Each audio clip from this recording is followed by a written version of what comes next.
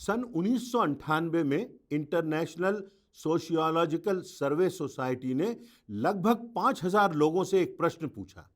वह प्रश्न था कि आप अपने जीवन में वास्तव में क्या कर रहे हैं। इन 5000 लोगों में से जो 11 प्रमुख उत्तर मिले, उनमें से कुछ इस प्रकार के थे। कुछ लोगों ने कहा हम रोटी कमा रहे हैं, किसी ने कहा हम सुख से जी रहे हैं, किसी ने कहा हम समय काटने का प्रयास कर रहे हैं, किसी ने कहा हम नौकरी कर रहे हैं और पैसे कमा रहे हैं, किसी ने जवाब दिया पेट पाल रहे हैं, बच्चों को पाल पोस कर बड़ा कर रहे हैं, किसी ने कहा सुख सुविधा और संपन्नता से भरा हुआ जीवन जीने का प्रयास कर रहे हैं, किसी ने कहा हम बहुत धनवान और प्रसिद्ध होना चाहते हैं। ये सारे उत्तर अपनी अपनी परिस्थिति में ठीक हो सकते हैं, न्यायपूर्ण और तर्कसंगत हो सकते हैं, पर यदि मैं आज आपसे और स्वयं से यही प्रश्न करूं कि परमेश्वर ने आपको और मुझको इस संसार में किस लिए भेजा है, तो आपका क्या उत्तर होगा? हो सकता है कि हम सभी के उत्तर अलग अलग हों। उत्तर चाहे जो भी हो, परंतु हमें समझना है परमेश्वर ने हमें इस संसार में एक निश्चित योजना के तहत भेजा है। हमें परमेश्वर ने परिवर्तन लाने के लिए भेजा है। इसके लिए परमेश्वर ने हमें योग्यताएं दी हैं, समय दिया है, अवसर दिए हैं कि हम परिवर्तन लाएं। किसी ने मदर टेरेसा और अब्राहम लिंकन के विषय में कहा कि जो वर्ष उन्हें दिए गए थे उसमें भी 12 माह होते थे, जो माह उनके पास थे उसमें भी कभी 30 और कभी 31 और कभी 28 दिन होते थे। उन दिनों में भी हर दिन 24 घंटे होते थे और उन घंटों में भी 60 मिनट होते थे।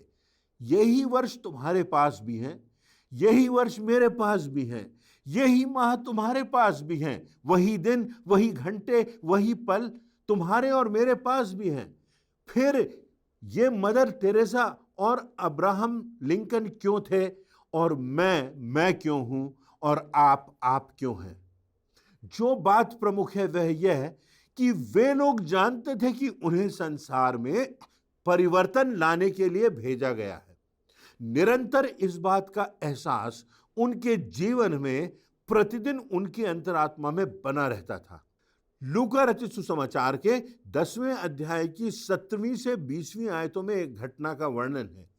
प्रभु यीशु मसीह ने 70 चेलों को नियुक्त किया और उनके लिए एक योजना बनाई और दो दो के जोड़े में उनको विभिन्न स्थानों में जाना था। कौन सा सामान साथ नहीं ले जाना था और जाकर क्या कहना था, इस विषय में भी बड़े स्पष्ट आदेश दिए थे। लूका रचित सुसमाचार के 10वें अध्याय की 9वीं आयत में लिखा है कि यीशु ने उनसे कहा बीमारों को चंगा करो और उनसे कहो कि परमेश्वर का राज्य तुम्हारे निकट आ पहुंचा है। उसके बाद उसने कहा जो तुम्हारी सुनता है वह मेरी सुनता है, जो तुम्हें तुच्छ जानता है वह मुझे तुच्छ जानता है, और जो मुझे तुच्छ जानता है वह मेरे भेजने वाले को अर्थात परमेश्वर पिता को भी तुच्छ जानता है। लूका रचित सुसमाचार के 10वें आयत में आप पाएंगे कि इन चेलों की सेवकाई का परिणाम क्या हुआ। 17वीं आयत में लिखा है कि वे 70 आनंद से फिर आकर कहने लगे कि हे प्रभु, तेरे नाम से दुष्ट आत्मा भी हमने निकाली, वे हमारे वश में हैं। तब यीशु ने कहा कि मैंने शैतान को बिजली की नाई स्वर्ग से गिरा हुआ देखा। यीशु ने चेलों को एक निश्चित योजना बताई, एक रास्ता बताया और यह भी बताया कि उन्हें क्या करना है। तब वे आनंद से लौटकर आए, उस योजना को पूरा करके आए। प्रभु यीशु मसीह उनसे कहता है कि तुम्हारे प्रयासों से मैंने देखा कि किस प्रकार शैतान नीचे गिराया गया। जब इन्हीं चेलों को प्रभु यीशु मसीह ने भेजा कि सारे संसार में जाओ, कि उन्होंने सारे जगत को उल्टा पुल्टा कर दिया। लोगों की मान्यताओं को, उनकी प्राथमिकताओं को, मानसिकता को, उनके मूल्यों, उनकी राहों और उनके चिंतन को परिवर्तित कर दिया। प्रभु यीशु मसीह कहते हैं तुम जगत की ज्योति हो। थोड़ी सी ज्योति बहुत से अंधकार को मिटा देती है। तुम पृथ्वी का नमक हो। नमक थोड़ा सा होता है पर वह बहुत से भोजन को प्रभावित कर देता है। वास्तव में क्या हम इस बात को समझते हैं कि परमेश्वर ने हमको संसार में परिवर्तन लाने के लिए भेजा है? हम कैसे परिवर्तन ला सकते हैं, इस संबंध में कुछ बातें हम देखेंगे। पहली बात, यदि परिवर्तन लाना है तो हमें मालूम होना चाहिए कि हमारा उद्देश्य क्या है, हमारा दर्शन क्या है। हो सकता है कोई शिक्षक हो जो कहे मेरा उद्देश्य यह है कि मैं अपने छात्रों के जीवन में अपने जीवन, अपने परिश्रम, अपने व्यवहार की छाप छोड़कर जाऊं। हो सकता है कोई चिकित्सक कहे कि मेरा उद्देश्य है कि मैं लोगों के जीवन में चंगाई ला सकूं। मेरे और आपके जीवन का क्या उद्देश्य है? क्या हम उस उद्देश्य को एक वाक्य में प्रकट कर सकते हैं? किस उद्देश्य से परमेश्वर ने हमें भेजा है? बाइबल में नीति वचन की पुस्तक में लिखा हुआ है कि जहां उद्देश्य नहीं होता, जहां दर्शन नहीं होता, वहां लोग निरंकुश हो जाते हैं। प्रभु यीशु मसीह अपने जीवन के उद्देश्य के बारे में स्वयं कहते हैं, जिसे हम यूहन्ना रचित सुसमाचार के 3 अध्याय की 16वीं और 17वीं आयतों में पाते हैं, जहां प्रभु यीशु मसीह कहते हैं कि परमेश्वर ने जगत से ऐसा प्रेम किया कि उसने अपने इकलौते पुत्र को भेज दिया ताकि जो कोई उस पर विश्वास करे वह नाश न हो परंतु अनंत जीवन पाए। उसके आगे प्रभु यीशु मसीह ने कहा कि परमेश्वर ने अपने पुत्र को जगत में इसलिए नहीं भेजा कि जगत को दंड की आज्ञा दे, पर इसलिए कि जगत उसके द्वारा उद्धार पाए। यीशु मसीह कहते हैं, मैं आया हूं इस संसार में ताकि लोगों को उद्धार मिले, पापों की क्षमा मिले। यह प्रभु यीशु मसीह का उद्देश्य था और आज भी है। हम पर्वतारोहियों के जीवन और उनकी एकाग्रता से सीख सकते हैं। पर्वतारोही का एक उद्देश्य होता है कि उसे एक निश्चित स्थान तक पहुंचना है, उस निशाने तक पहुंचना है। यदि हम इस संसार में परिवर्तन लाना चाहते हैं तो हमें देखना होगा कि हमारे जीवन का स्पष्ट उद्देश्य क्या है। हमें मालूम होना चाहिए और उस कथन को हम व्यक्त कर सकें कि परमेश्वर ने मुझे इस उद्देश्य से भेजा है। दूसरी बात, जीवन के उद्देश्य को पूरा करने के लिए हमें जानना आवश्यक है कि हमारे जीवन के मूल्य क्या हैं, हमारे जीवन की बुनियाद क्या है, हमारे जीवन का आधार क्या है, हमारे जीवन की राह कौन सी है जिस पर हम चल रहे हैं। प्रभु यीशु मसीह ने जब अपना पहला उपदेश दिया तो उन्होंने उन बातों को बताया कि जीवन में क्या मूल्य होना चाहिए। उसने कहा, धन्य है वे जो शोक अर्थात पश्चाताप करते हैं। इस प्रकार से प्रभु यीशु मसीह ने बताया कि हमारे जीवनों में उसके द्वारा दिए गए उद्देश्यों को किस प्रकार से हम पूरा कर सकते हैं। परंतु समस्या तब होती है जब जीवन में टकराव होता है। हम कहते तो अपने आप को प्रभु यीशु मसीह के अनुयायी हैं, परंतु हमारे जीवन के जो कार्य हैं वो अंधकार के कार्य हैं, वो विनाश के कार्य हैं, वो ऐसे कार्य हैं जो शैतान की शक्तियों के प्रभाव से होते हैं। हमारा चिंतन नकारात्मक हो जाता है, हृदय अनियंत्रित हो जाता है, बुराई की, आलोचना की, घृणा की बातें होती हैं, परंतु इससे सिर्फ हमारा विनाश होता है। इसलिए आवश्यकता इस बात की है कि हमारा उद्देश्य और हमारा रास्ता बिल्कुल हमारे सामने स्पष्ट हो। जब चीन देश की स्थापना हुई तो चीन देश के लोग चाहते थे कि उनका देश बहुत सुरक्षित रहे, शत्रुओं से वो बचकर रहें और उनके देश में सुरक्षा का प्रावधान हो। इसलिए उन्होंने एक दीवार बनाई जो सैकड़ों मील लंबी है, ताकि उस दीवार से उस देश की सुरक्षा की जा सके। आज भी इस संसार के एक आश्चर्य के रूप में उस चीन की दीवार को हम देखते हैं। यह विश्व के 7 महान आश्चर्यों में से एक है। इस दीवार के बीच बीच में लोहे के दरवाजे बनाए गए। चीन की यह दीवार 30 फुट ऊंची और 18 फीट चौड़ी और 1500 मील या 2400 किलोमीटर, जिसको हम समझेंगे, इतनी लंबी है। 30 फीट ऊंची इसलिए है कि कोई चढ़ ना सके, 18 फीट चौड़ी इसलिए है कि कोई तोड़ ना सके। यह इतनी मजबूत दीवार है कि कोई धमाका भी कर दे तो आसानी से वह ना टूटेगी। और यह 2400 किलोमीटर लंबी है कि कोई किनारे से घूमकर ना आ सके।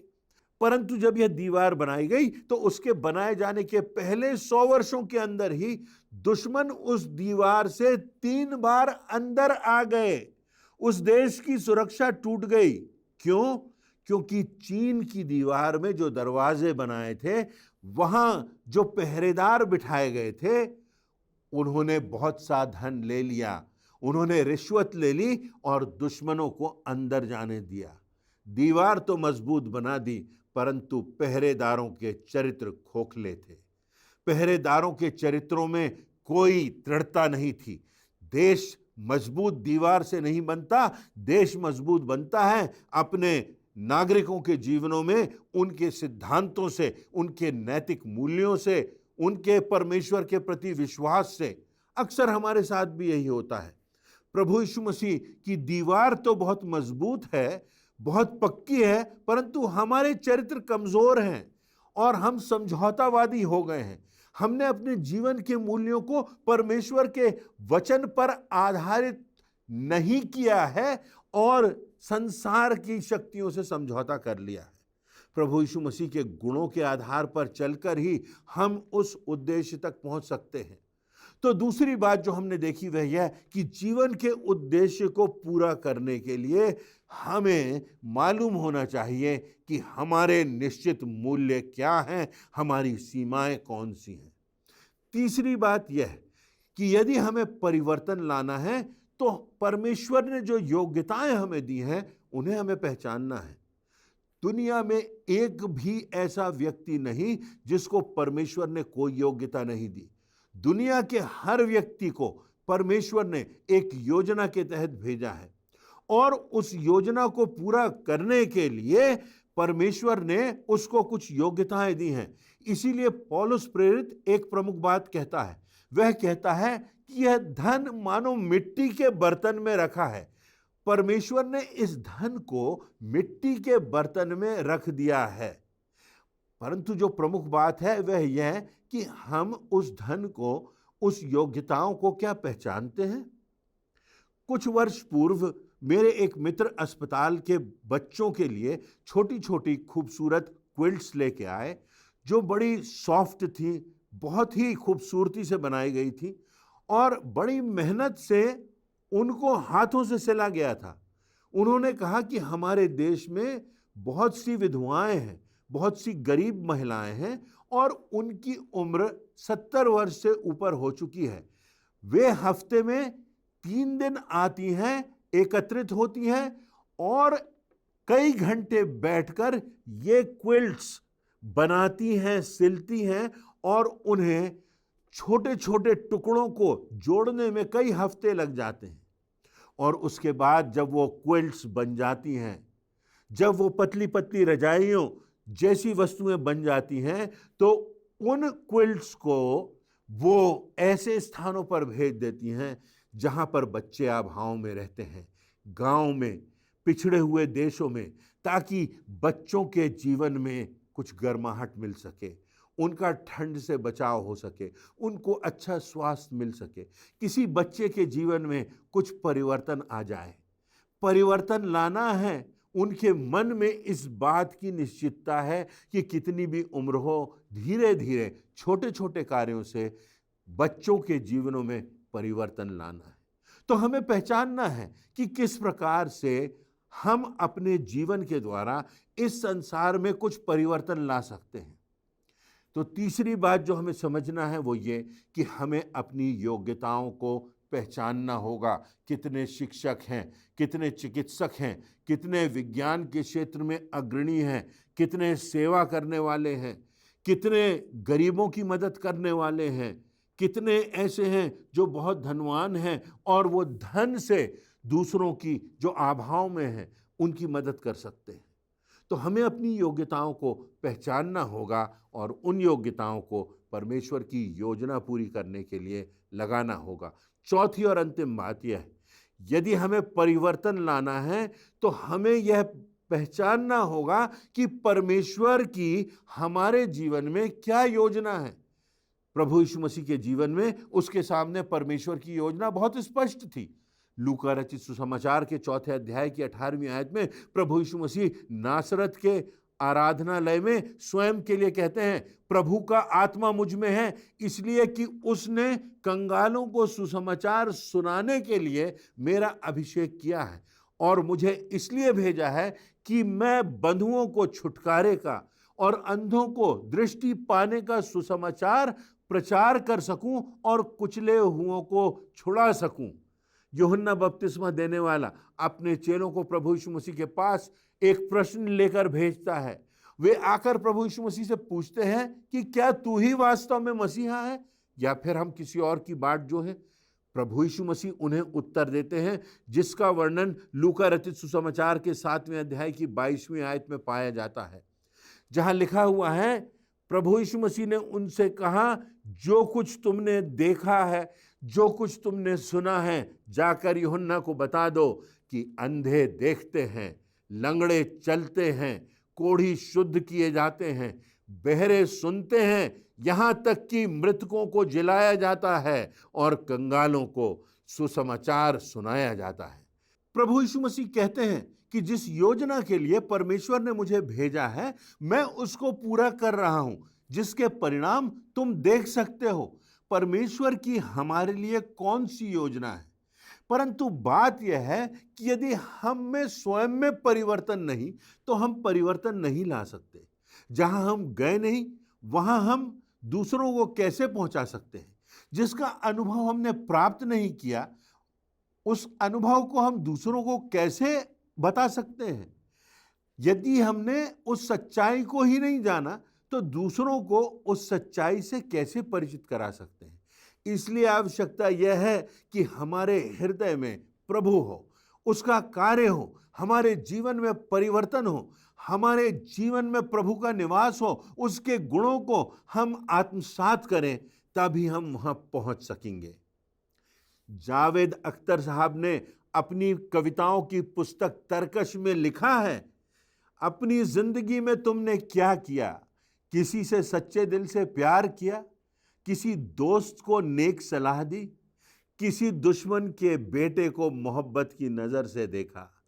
जहां अंधेरा था वहां रोशनी की किरण ले गए। जितनी देर तक जिए इस जीने का क्या मतलब था। प्रभु यीशु मसीह आज हम सबों को आमंत्रण दे रहा है, वह हमें बुला रहा है परिवर्तन लाने के लिए और हमारे द्वारा दूसरों के जीवन में परिवर्तन करने के लिए। यदि हमारे जीवनों में ही परिवर्तन ना होगा तो यह संभव नहीं कि इस संसार में हम परिवर्तन ला सकें। तो प्रभु यीशु मसीह की इस पुकार को हम सुने, उसे अपना जीवन दें, तब हमारी जिंदगियों में परिवर्तन आएगा और तब हम परिवर्तन लाने में सक्षम हो सकेंगे। क्या आप अपने उद्देश्य को पहचान सकते हैं? क्या उसकी चुनौती को स्वीकार करते हैं? इन बातों पर हमने विचार किया आज। पहली बात, यदि हमें परिवर्तन लाना है तो हमें मालूम होना चाहिए कि हमारा उद्देश्य क्या है। दूसरी बात, जीवन के उद्देश्य को पूरा करने के लिए हमें जीवन के मूल्य मालूम होना चाहिए, उनका स्पष्ट ज्ञान होना चाहिए, हमारी आधारशिला मजबूत होना चाहिए। तीसरी बात कि यदि हमें परिवर्तन लाना है तो हमें परमेश्वर के द्वारा प्रदत्त योग्यताओं को पहचानना चाहिए। चौथी बात, यदि हमें परिवर्तन लाना है तो हमें पहचानना होगा, जानना होगा कि परमेश्वर की हमारे जीवन में क्या योजना है। इन बातों पर आज हम विचार करें और इन बातों को लेकर हम प्रभु के सामने जाएं, प्रार्थना करें, अपने मनों को देखें, अपने जीवन का पुनर्मूल्यांकन करें।